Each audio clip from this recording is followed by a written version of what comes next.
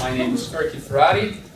I am the president of the Jefferson Society, and it's an absolute pleasure to welcome you here at the Jefferson for another winter lecture. The term collaboration is, I think, overused. Sometimes organizations try to collaborate with each other for the sake of collaborating. And it usually doesn't work. We have to figure it out, organizations have to figure it out to find the partners where it makes sense to collaborate. We've been in business here at the Jefferson for the last 10 years. And I remember when we first started, we had met this guy by the name of Greg Peterson, who was running an organization in Jamestown, New York, that was an organization that everything that the Jefferson needed to be. It was holding high quality events. And there's usually a person that makes that vision happen. So I went and saw Greg Peterson, who was the co-founder of the organization, but he was really the vision of the organization. And I asked him for advice about things that he had learned over the years in running the Jackson Center, a 501c3 in a small community, which is what the Jefferson wanted to be, and the type of programming that worked and the type of programming that didn't work. And he was willing to share his knowledge with me and with the Jefferson, and we're all better off for it. A couple of years ago, we came together again after working on and off for many, many years. We came together again, and we decided that, hey, we all bring these speakers in. We bring speakers, you bring speakers. Let's try if we can get, because we're so close together, maybe we can get a speaker, a really special speaker, or two that would be of interest to both the Jefferson Society and the Jackson Center. And that's what we've done. I think this is our 6th event that we've done together. It's a collaborative effort that works. And tonight we are here to talk about human rights in a closed society. And for those of you who do not know, I came from one of these closed societies. I came from former Yugoslavia, from a country that was war-torn for a couple millennia at least. But really, Yugoslavia broke up in the 1980s and 90s, and Kosovo was the last place to basically go through a war to get its independence. So we thought, I know from experience what it is to live in a closed society and what human rights look like, but scholarship-wise, maybe not so much. So when Greg approached us about tonight's speaker, we jumped at the opportunity. So without Greg, this wouldn't have happened, and therefore I will turn it to him to do the official introduction of tonight's speaker. Thanks everybody for coming. You said so many nice things. I'm glad I'm filming it because I want to play it over and over and over again. We're thrilled always to, on behalf of the Robert H. Jackson Center, to be able to collaborate with the Jefferson Education Society, because you provide quality speakers and quality thinking, and that's what we're trying to also emulate and have been doing it really for almost 19 years. And tonight's on a collaboration within a collaboration, frankly. I'm so thrilled because we're working with the University of Buffalo Law School, and we have Professor Stephen Paskey here from the University of Buffalo Law School, who brought down the eminent jurist, who I'll explain in just a second. And that led to us bringing one of my fellow colleagues in Jamestown, Lyles Story. And why do we tie all this together? Because one, it's important. One is tonight we're going to talk a little bit about the job Judge Sajo is doing in Hungary, not only as he was a jurist on the European Human Rights Court, big deal, a big deal, and he continues to teach constitutionalism in a closed society, constitutionalism in Hungary. So we're thrilled to have him here, and this would not have happened without collaborating with the University of Buffalo Law School, and we wouldn't be here without collaborating with the Jefferson Education Society. I learned something tonight in our meeting earlier today, in our dinner tonight with Judge Sean McLaughlin, and coming here early, that we have 3 people, count them, 1, 2, 3, who were part of and lived through the 1956 Hungarian Revolution. Now you may remember, as maybe people of my vintage, watching black and white television in 1956 when kind of all hell was breaking loose in Hungary. As you may recall, after World War II, 1945, war ends, and the communist bloc includes Hungary. And during that time period, it was a satellite state of the Soviet Union. And then around 1955-56, all of a sudden there were starting to be some protests. And all of a sudden there was starting to be activity. And the Soviet Union, having the year before sort of released, if you will, to neutrality, Austria, was seeing some protesting going on in Hungary in 1956. Well, rather than just release them off into neutrality, they came in with a vengeance. And tonight, before we get into my formal interview with Judge Sajo, I've got a few here who were 1956 folks. Frank Juhas, Lyles Story's dad, and I wonder if we can have them just come up for a second. I want to just interview them about the 56 kind of story. This is battered Budapest under the brutal Russian boot. Soviet tanks roam the streets amid the ruins they made as communist secret police hunt down heroic freedom fighters. Here for all the world to see is grim evidence of the brutality and savagery with which the red tanks blasted a defenseless people and their city. 2 Budapest cameramen risked execution to make these pictures and smuggle them out of Hungary. 25,000 Hungarians are dead. Budapest is ravaged, but the communist masters cannot crush a proud people. Defiantly they chant, "We shall be free." Refusing to live under Soviet tyranny, refugees stream into Austria. They flee with little more than the clothes on their backs. At journey's end, they can smile again. Border guards beckon the refugees on as they brave the quicksand of an icy quagmire. The Russians have blockaded highways and destroyed bridges in a desperate effort to halt the mass exodus. But in 6 weeks, 120,000 Hungarians slip out of their troubled homeland. A refugee shows how the communists are spraying the escape routes with machine guns. Even the bravest must weep at leaving the country where their ancestors have lived, worked, and died for more than 1,000 years. A flag marks the border as the flight to freedom goes on. Carrying his son on his back, a father struggles through the shoulder-high marsh grass.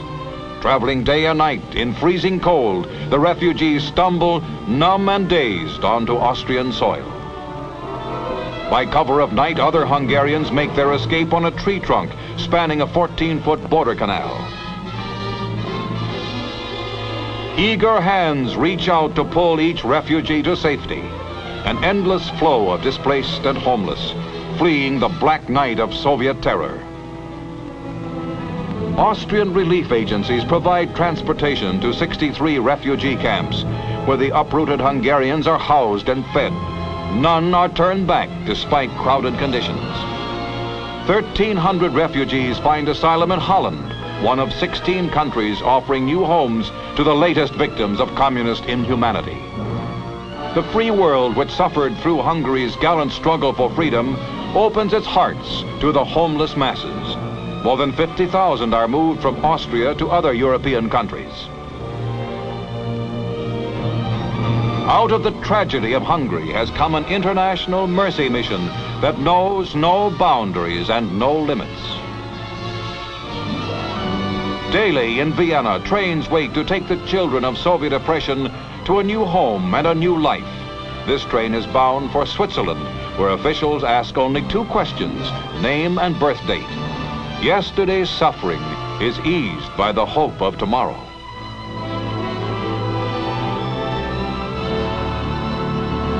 At the American Embassy in Vienna, crowds wait in the streets for admission to the United States. President Eisenhower offers asylum to 21,000, and officials work around the clock to speed them on their way. The first plane load arrives at McGuire Air Force Base in New Jersey. Stepping out into the crisp air of America, the refugees have found the freedom for which their countrymen yearned and fought and died. Offers of homes and jobs, clothing and food await them. By January 1st, all 21,000 refugees will have reached the United States in the biggest air-sea mercy operation in our nation's history. Under the stars and stripes, these Hungarians can work and wait and hope for the day when Hungary will be free. This is Lyle. How you doing? Lyle is an attorney in Jamestown, New York. Lyle, why don't you go ahead and kind of explain your dad's story? Sure. Despite my gray hair, I actually was not around in '56, but it was my father at the time. He was born in Budapest, Hungary, and he was born in '24, so it was just after World War I. And he experienced World War II as a young man, 18, 19 years old, which would be the wrong age for anyone. And what came out, we all know from the history books, was the expansion of the Soviets into Hungary. So, as Greg mentioned, in '55, with Austria being granted neutrality, I think there was a thought that the Hungarians might be able to follow suit, and my father was part of that. The revolution started in October and continued through November, and then the Soviets suppressed it. But in December of that year, it was on Christmas Eve, the borders were still open into Austria, and my father was one of tens of thousands that crossed that border. He found his way to the United States, and it's interesting because there was a concern about what Austria was going to do with all these refugees, but the United States, along with other countries, offered them a place, and my father chose to come to the United States. I brought a picture that I showed the judge of my father on a boat coming into New York Harbor, and he was wearing the coat that he had found off of a soldier who no longer required a coat, and he had $1 with him. That's, I think, what the Red Cross gave them. And he came to this country. A lot of the Hungarians were sponsored by the Catholic churches, and his sponsor was out of Buffalo, so he found his way to Buffalo. And my dad was an artist, and he noticed that someone was lighting a cigarette with a Zippo lighter, and it had artwork on it. And he realized that they would need an artist to do that work, so he drove down to Bradford, Pennsylvania, met George G. Blaisdell, who was the founder of Zippo. And when Mr. Blaisdell heard his story, he was just so impressed. He said, "I don't have a job for you, but I don't have a choice. You've got to come to work for me." So I, as a child, remember hearing the stories of what brought my father to me, and in a very selfish way, I was glad for that Hungarian Revolution, because I realized if it wasn't for that, my dad would have never come to America, he would have never met my mother, and I wouldn't be here. So a child's perspective is a little different than I'm sure you'll hear from others who survived what they went through. But it was something that was very real in my father's life, and I know that there were a lot of friends who came over here with him, and they tell a similar story. Thank you, Lyle. And also in Erie here, there is a monument at Magyar Park, 38th and Glenwood, which I was given a postcard of, and it reads that the initial concept, goal, and design for this monument was the foresight of Frank Juhas, president of the Sons and Daughters of Erie, who also was part of, has a story regarding the 1956 Hungarian Revolution. You want to share that, Frank? I'm born in Hungary. My family bloodline goes back 1,000 years, you know. And I'm born in a small town called Bihar Nagybajom, 160 kilometers from Budapest. And believed in that war, in that part of our country. My father was a carpenter, a furniture maker. It was 3 of us, my sister, my brother. I was the youngest. Everybody heard me good? Yes. Mm-hmm. Thank you. And I was the youngest, and a war started. Prior to a war started, my father was drafted into the Hungarian army because before the war started, Germany and Russia and in between countries, it was needed for them to either Germany to get to Russia or Russia get to Germany. So that Hungary ended up being on the side of Germany. So my father was drafted into the Hungarian army. However, once the Germans came in, and he was part of our army. And he went to the war. I remember I was 6 years old, 5.5 years old. I remember he get on a train and gone. And of course, I never see him again. Never returned. He died later on we find that he died in a river Don in Russia. And the war started, lead part of a war in Bihar Nagybajom, and we came to Budapest because there was nothing left in the town where we was not a home or nothing. It was all bombed up. So now we came to Budapest, and that's where I lead the second part of a Second World War. And a Second World War is, any war is terrible. You just can't believe that human could survive under those circumstances. Sometimes we have 3-4 days with nothing to eat. The city was bombed down. When we came out of a shelter, was beautiful streets of Budapest was just crumbled, you know, and burned, and a bomb came day and night, and they bombed them. It was terrible. And we were so delighted, I'm going to shortcut, and we were so delighted when finally the war was over. We don't care who won, just get the war over. And naturally, Russia won the war, and when Russians came in, oh, we had nothing to eat, we had a little piece of bread, and we ran out to the street. And we was hugging the Russian soldiers. We were so happy, so delighted the war is over, and the communism began. They promised a future.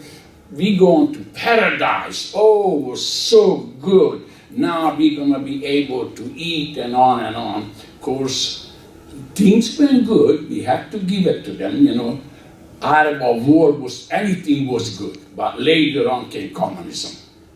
And communism had some little part was good in it. Education was very, very important, you know, good education. But the rest of it, when you talk and freedom of speech and stuff, that don't exist. It's out. So came 1956. I'm gonna go fast forward. 1956 came October the 23rd, October the 22nd.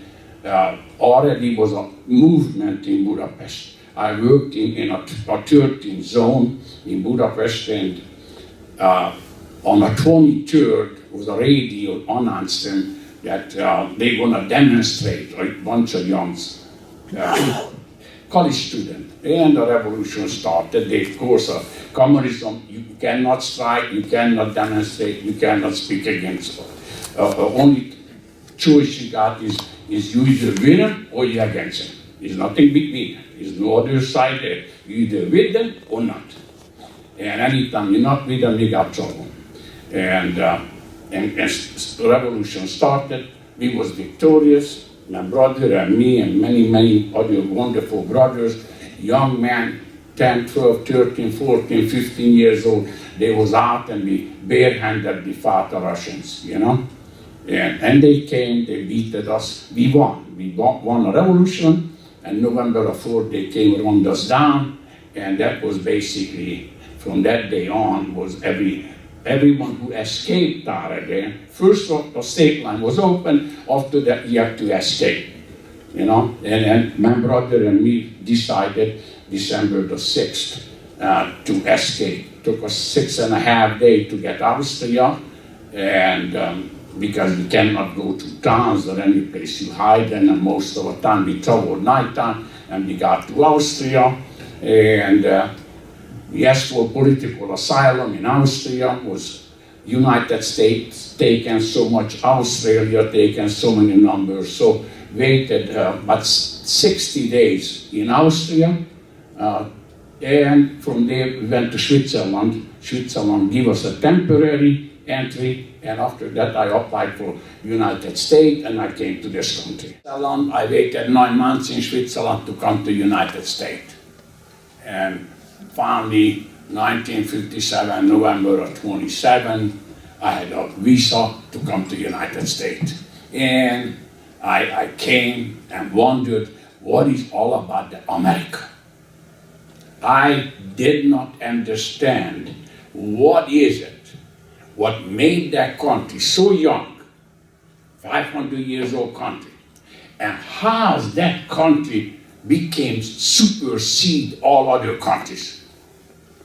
Why is so richness in here? Is street filled with gold? So when I got to New York, I was interested to see Budapest is beautiful. We got gorgeous building, next to none. Budapest is a beautiful, beautiful city. New York, a building was taller than what back in Hungary, but it was same. And when I looked at the people on the street, they were same as me. And it took me some time to understand what is the catalyst in this country. What made that country? Was money did not lay on the street. You had to work for it. So I came in here, I fell in love with the United States. I enjoyed my freedom. I started a family. I had 6 beautiful children. And I became, because when I left Hungary, they give us what they call an amnesty. The amnesty was a hoax in one way. Because when we went back, I went back 1972 in Hungary, and the amnesty did not stand. They wanted to know where I'm going, and they give me a limit how far I could leave my hotel. And I say so, and they give me 24-hour entrance. So I came to this country, I enjoyed freedom. And one of the most beautiful days I had in this country, beside my beautiful children, that I became U.S. citizen. Don't forget what it means to be a citizen to a country. I was countryless because they denied our citizenship. And they said that we don't return by December or January 28 or something on 57, we will lose our citizenship. So I was countryless. And how funny, that meant so much. And I applied for citizenship, and 5 years later I became citizen. And I got a little US flag on my hand. I was crying from happiness to become into this country. Now I understood that you have to work, but that's its opportunity. This is the country with opportunity. No other country. No other country. I've been in 23 countries, no other country like the United States. We got our problem, we got our political differences, but you know, I could go to the church, I could pray all day long. Nobody asked me when I went to get a job, what church I belong to, you know, what religion I am. So this is United States. Be happy to, I love this country. Thank you. Having been born in Budapest, you too went through a process, a life-changing process in 1955-56, where your dad, a veterinarian, made some decisions for you. Do you want to talk about that? Well, I was around 7 years old. There was a lot of lots of strange things happening on the street, and things I never seen before. Huge crowds and shooting, and my mother telling me, "Don't go left, don't go right, because don't leave the building. It's too dangerous." After the Russians came, there was a lot of uncertainty. My parents were rather afraid what will happen, and they decided that they will send me out of the country with my grandma. I had an aunt in Italy, so my father probably bribed someone or paid someone. They put me on a truck in late November, and we crossed Vienna. The borders were open. So I could have ended up like you here, or in Italy, or any other place, but a year later my parents realized that the purges are now over, the situation stabilized, they can't join me, so they ordered me to go back and have a great family life with my parents. And so for me, it was a very different development compared to these two possibilities you heard. And of course, I spent my years after that in Hungary during this communist period.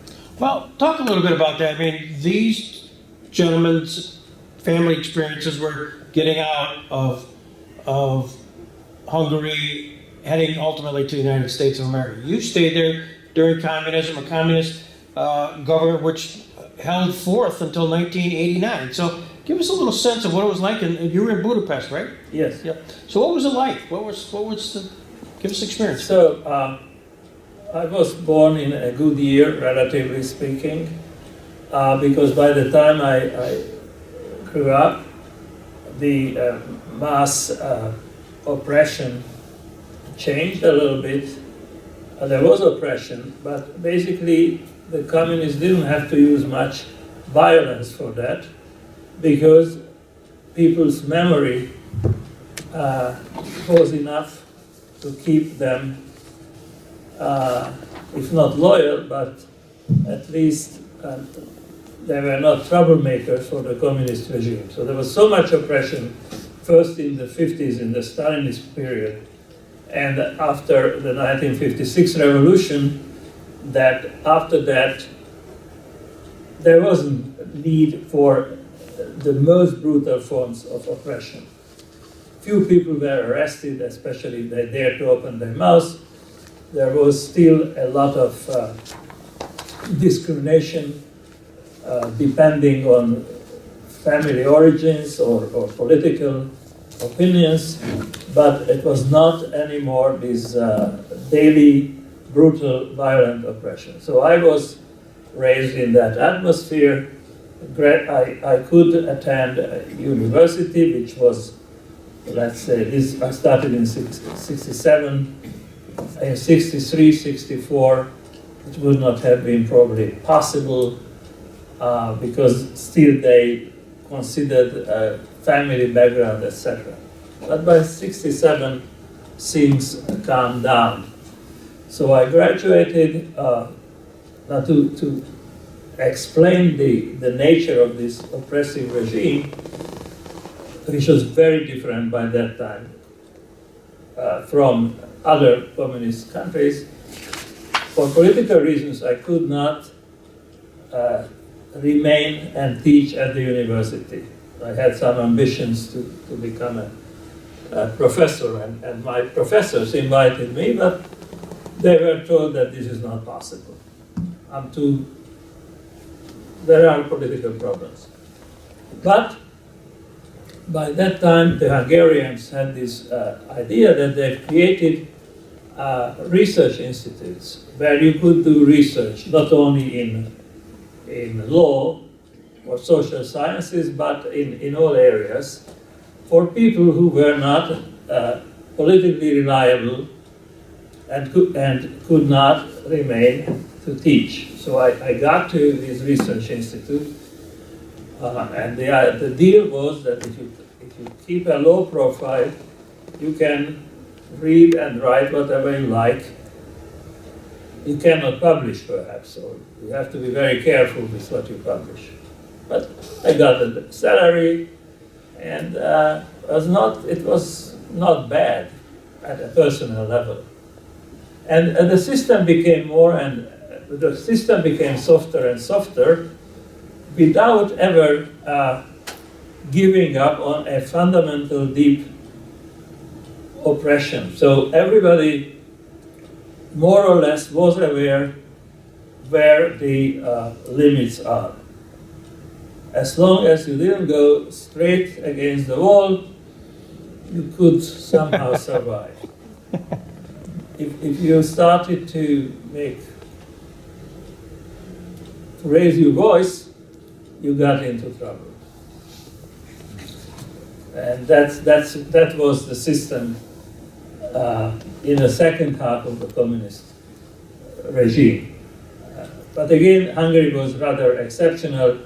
Romania or Soviet Union, these things were very different. And there was daily oppression, and people were denouncing each other with terrible consequences. So, having grown up in myself in certainly the late 50s, early 60s, and Nikita Khrushchev, pounding the table, and such a vivid image of the Russian, the big bear, as far as the United States was concerned.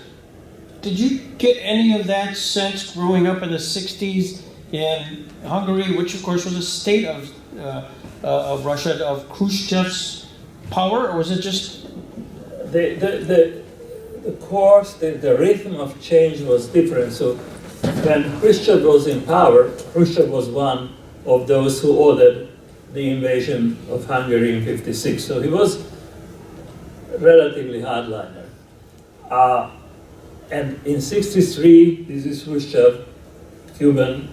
Hungary was still very much in this oppressive mood. So people who participated in the revolution, they were still in jail, okay? They were released end of '63. So for us, Khrushchev was not really a game changer. The changes started around '65, '66. By that time he was out. But Hungary was not that important for the Soviet Union, so to be small has advantages.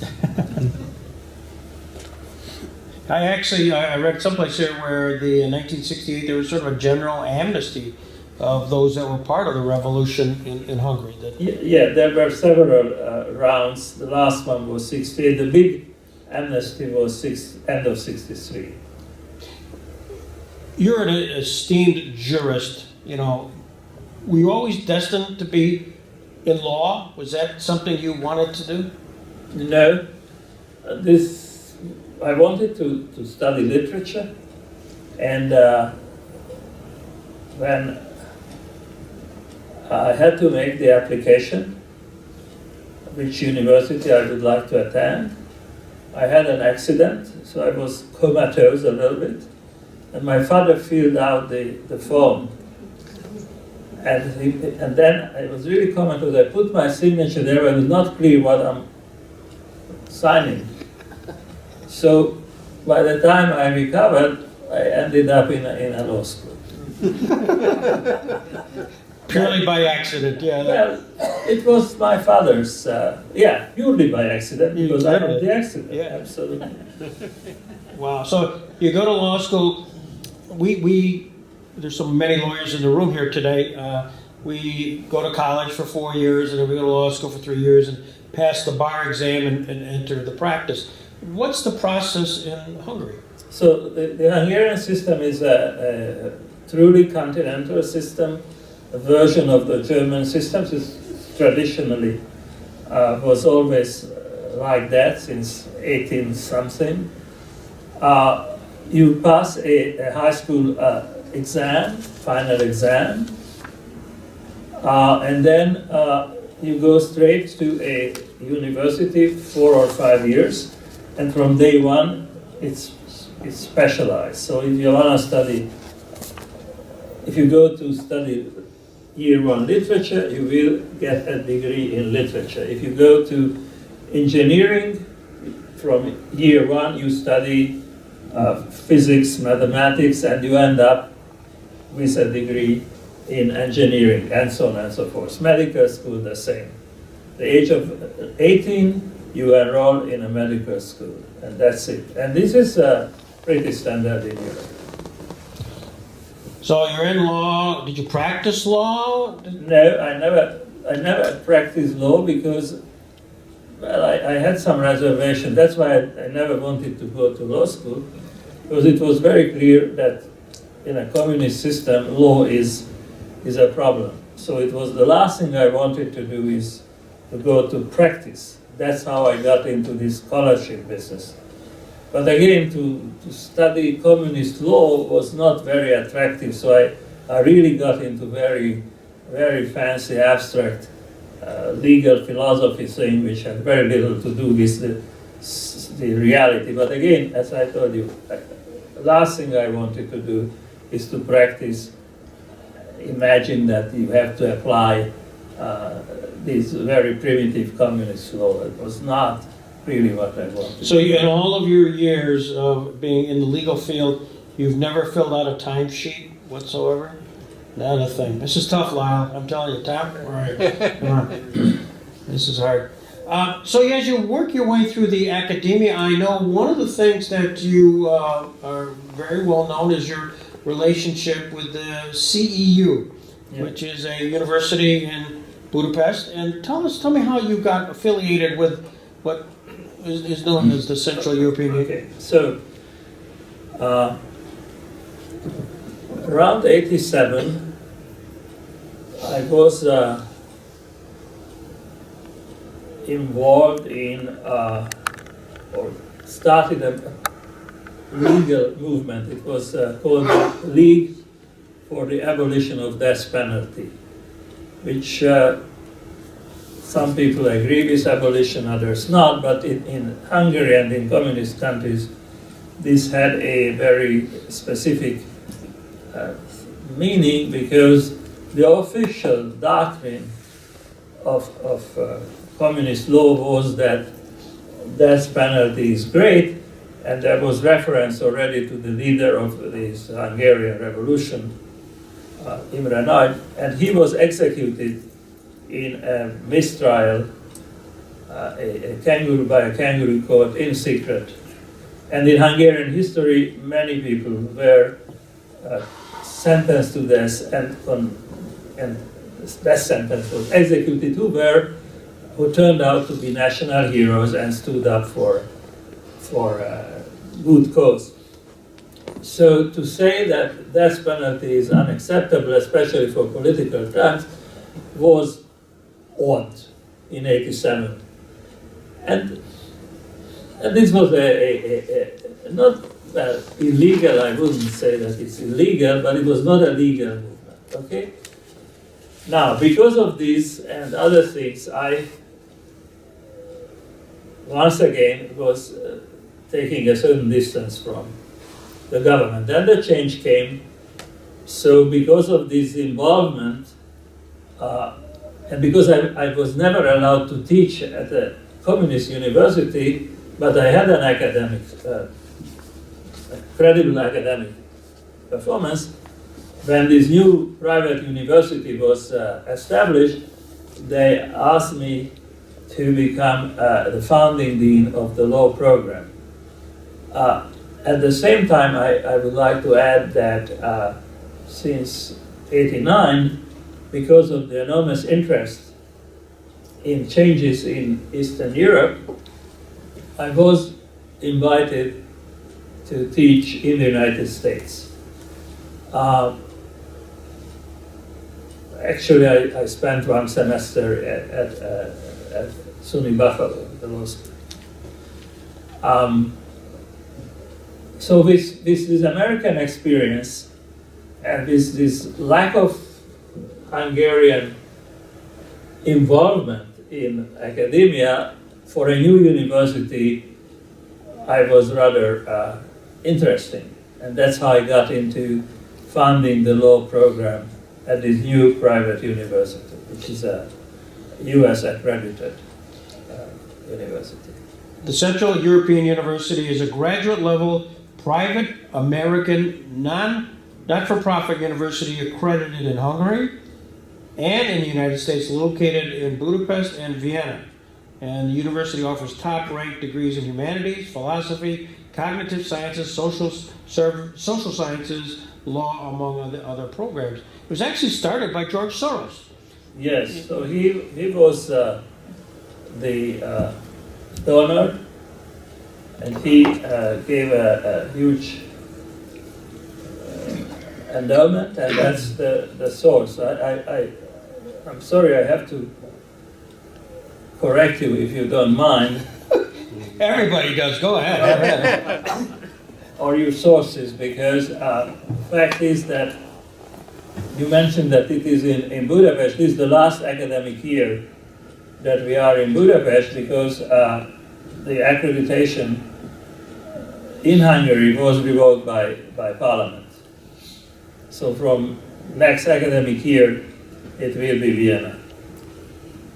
By the way, George Soros gave $880 million endowment, which made it one of the wealthiest universities in Europe, and it has the foremost reputation until this year, because it's now being Vienna, of all the Hungarian universities. And in that law program, you find yourself not only the founding dean of the law program there, but you also find yourself in the esteemed position of being a judge in the European Human Rights Court. How did that happen? So I was at this university first as a dean. Then once it was in place, it was not anymore that interesting to be a dean. So I continued to teach in one semester there. You want to be a dean, Steve? No. It's not particularly interesting, I suppose. Some people like it. I'm not. So I was doing a lot of consultancy, writing constitutions, teaching here and there, primarily in Budapest. And I taught mostly fundamental rights related matters and comparative constitutional law. And again, that was becoming a little bit, if not boring, but not a major source of satisfaction, because you teach about things which cannot be changed, although you think they should be different. So you're really not making much of a difference. Sure, you have students and they are wonderful, but still, it's not. And this position, perhaps later on we will say a few words about this all-European court. It seemed to me a place where there can be can be a source of change for better. So the system is that each European state has one judge on this European court, okay? And the state, the government, nominates 3 people after a domestic competition. So first you have to apply in the country you are a citizen of. Then the government nominates 3 people. Then there are hearings at the European Parliamentary Assembly. It's basically like the hearings, judicial hearings here in Senate. I think you still remember what it may mean if you follow media. I can assure you that the hearings in Europe are a piece of cake because it's not seen as a political battle. But it's a tough examination by this special committee of the Assembly, and then the European Assembly basically takes a vote on the three nominees, and you get the position with absolute majority. You have to get the absolute majority in the Parliamentary Assembly. That's how you get into this European Court. The European Court of Human Rights is an international court established by the European Convention on Human Rights, and it consists of the 47, right now, currently the 47 countries, member states of the Council of Europe, and which really expanded and when the Berlin Wall came down as far as number of countries that were admitted to this. What's a normal case, Your Honor? You would hear the defendant is always a state, a member of one of the 47 states. Yeah. And then an applicant can be anybody. Right.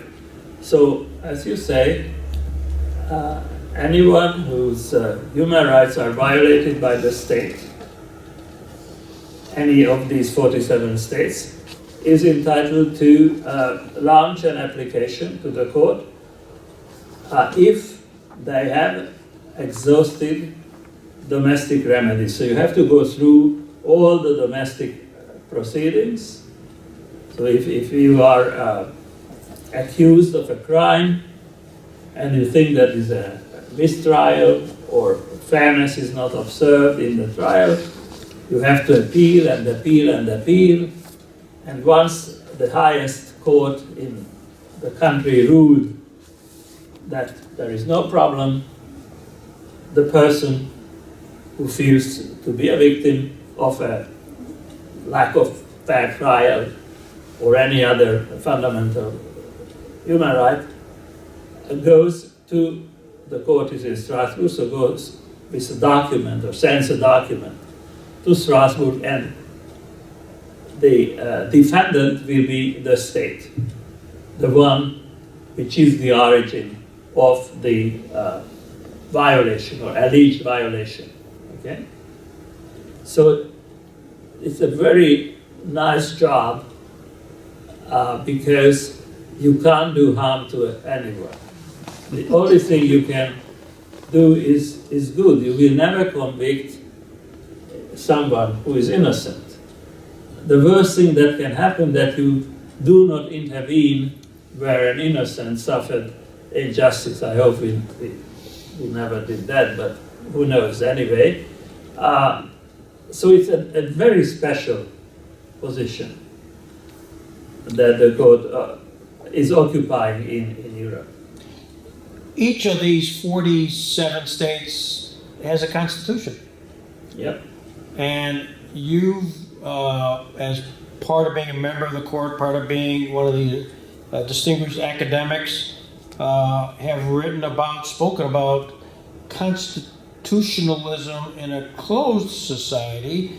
Is the source of some of that from your days of being on the court and looking at the constitutions of those various member states? No. So my academic work was partly on comparing constitutions and what happens under different constitutions. At the court, what I think was relevant, of course I had to understand the different constitutional systems, so that was a certain advantage. But basically this is the application of a common international treaty or convention that applies to all countries. The importance of closed societies has to do with my previous experience, the one we have discussed. I was, because of my age and because of my experience, I thought, and I still believe, I understand what happens when a society is closed. That is to say, you are not free to have your religion, you're not free to have your opinions, you can't voice it. So basically I know what oppression is. I spent the better part of my life, as they say, the first 40 years in an oppressive regime. And there are elements of oppression in every society, including democratic society. So even after democratization took place, or even if you take United Kingdom, which until recently seemed to be a really robust democracy, now after Brexit, who knows, it has elements of oppression.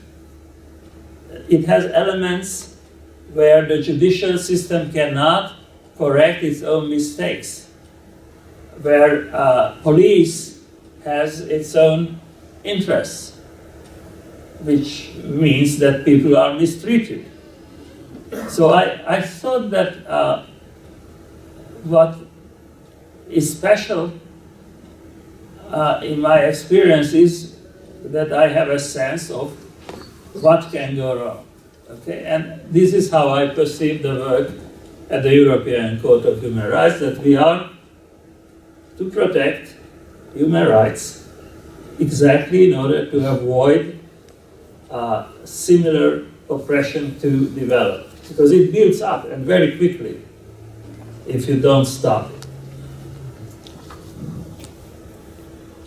In Hungary, now, under the current Viktor Orban, thank you, regime has been written up quite extensively by the Human Rights Watch and International Amnesty, all of that regarding just civil liberties, human rights, media, freedom of speech, as perhaps that which was fairly democratic after 1989 is maybe reversing itself. Do you observe that? Do you from your perspective? So I think I'm not a great fan of the regime, and you called it regime, and the word regime has a certain connotation. But I would like to make it very clear that it is democratic. So even critiques of the regime admit that the elections are free. Not necessarily always fair because of enormous control by the government over media. But I don't think that it really would matter to tell you private opinions about the system. But I had cases which were decided by a number of eminent jurists. And those, in many cases, there were violations, but there are violations concerning, again, Great Britain or France, of course, Turkey, or Russia. So that in itself is not decisive. The issue is whether this is systemic, so it comes from the very nature of the system, whether it comes as a master plan of the government. And here, the jury is still out, but in cases that we've decided, there were a number of very troubling events. So again, it's not about what is generally said that this is not democratic. But it's true that there were very problematic instances. I would like to mention just one, because I was not, for a number of reasons, was not part of that judicial composition that decided on this case. And the case was about the reorganization of the Supreme Court. The Supreme Court's power have not been changed. But the judiciary as such was subject to a problematic reform which later on was found to be unconstitutional by the Hungarian court and found to be in violation of European law. Found to be in violation of European law by another court, not by my court. During that process of reorganization, the then Chief Justice of Hungary was invited to Parliament to give a testimony or evidence concerning the forthcoming judicial reform. And he was rather critical of that. A few days later, a new law was submitted to Parliament which deprived him of the possibility of continuing as Chief Justice and to become Chief Justice in the new Supreme Court, which was exactly the same Supreme Court, except that the name was changed. So he was punished for this. I mean, it's not the kind of punishment you would have had in the Soviet Union, where the simple solution would have been to shut him down. He was not forced out of the country. He lost the job. But of course, the judiciary is very sensitive about having the Chief Justice being pushed out under the pretext of reorganization of the Supreme Court, which consists of a name change. And the case came to the European Court of Human Rights because this was not only because it was not a fair process, but because he was punished for what he said in Parliament. So it was a clear freedom of expression problem, and it was discussed in those terms. So this resulted in a finding of a violation of human rights, and Hungary, as defendant, lost the case. Now, this type of events are very troubling. And I mention this because, as I say, I was not part of that formation. I listened to a couple of your speeches today as I was coming down, and you bring up something which is so topical today in Europe, which is Brexit. And Brexit being as a result of a plebiscite. I mean, there was a referendum, and then a lot of conversation. Frankly, should we have another referendum? Did we know what we were doing? Was that an informed electorate? A process. It was a process. I don't know if time permits, but I'd love to have you just. We're talking about Brexit and whether or not that may be something that you want to chat about, because I know you have chatted about it. Just as a process, which of course the United Kingdom has a constitution, which is one of the long-standing democracies. And so I'm curious about your thoughts on Brexit. Yeah, that's certainly part of this problem that concerns Hungary too. So this is understanding of democracy, and there is a misunderstanding that referenda are the voice of people.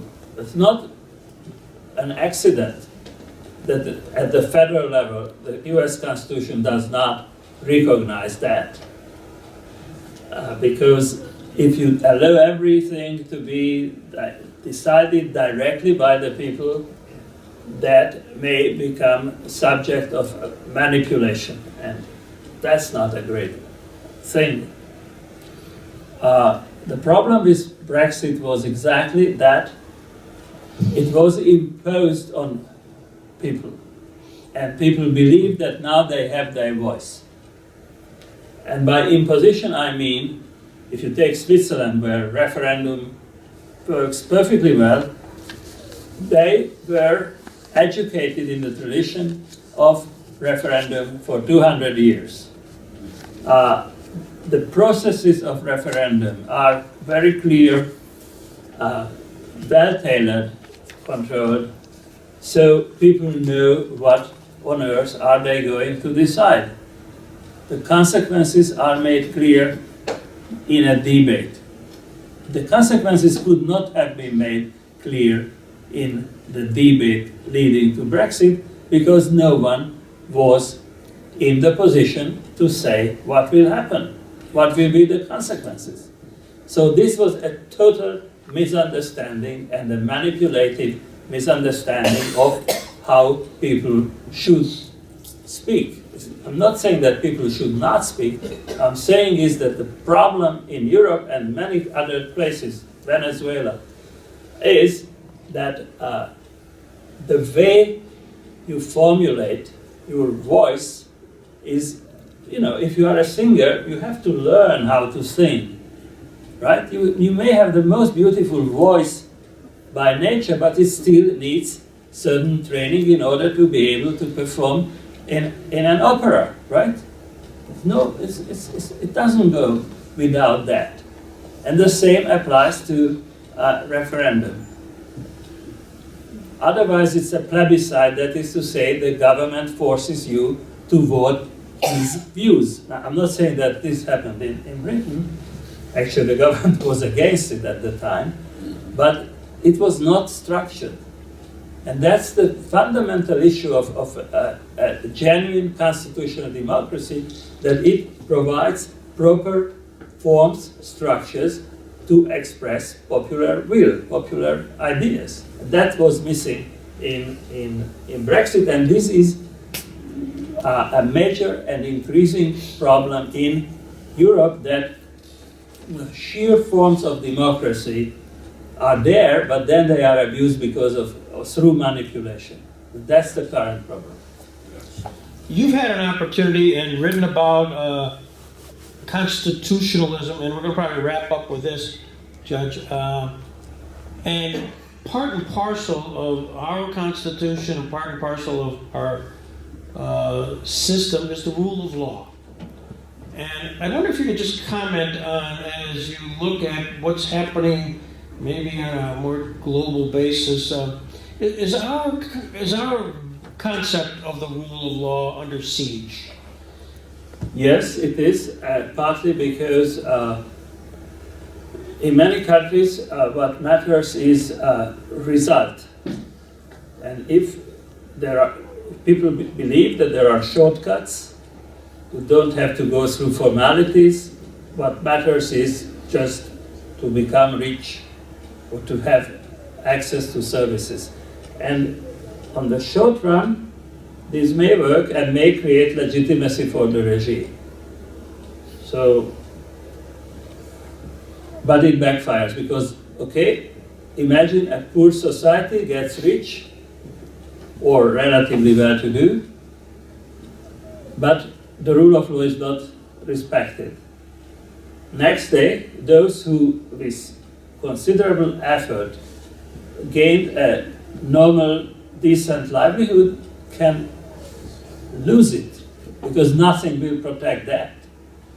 And it's very difficult to foresee that possibility. But this is actually another major problem that we face, that people are so short-sighted that they don't see that institutions do matter, even in their own lifetime. And that's when they sacrifice for short-term gain, middle-term safety and security. One last question is the question as you came down here tonight. You were saying, I wonder if Greg will ask this question, and I have not asked it yet. What's the question I failed to ask you about what you would like to tell this audience? Well, first of all, I would like to say thanks for coming. I had no opportunity to express my gratitude because it's innovative format, but that's the first thing I would like to say. And second, I guess, in my experience, which is based on closed societies, and it's based on my experience of being confronted with open societies in the process of closing, that one should be very much alert and never take for granted that your society and your constitution and your rule of law will solve its own problems. It's only with the support of people that these values can survive. Ladies and gentlemen, Judge Andras Story. Thank you very much. I just want to, again, thank everybody for coming here. Thank you for, and you're right, this was an impromptu, I didn't plan this trio of introduction of the 1956 Hungarian Revolution, but it gives a sense of a closed society and some of the processes. And by the way, how everybody here in this audience has a story. Everybody has a story, and I hope at some point you have the chance to grab it. And so thrilled to have the good judge come here. So happy that Buffalo coordinated, collaborated to make this a possibility. Thank you, Steve, for doing that. And to Ferky and the Jefferson Education Society and everybody who came out on a cold night to all make this a reality. Thank you very much.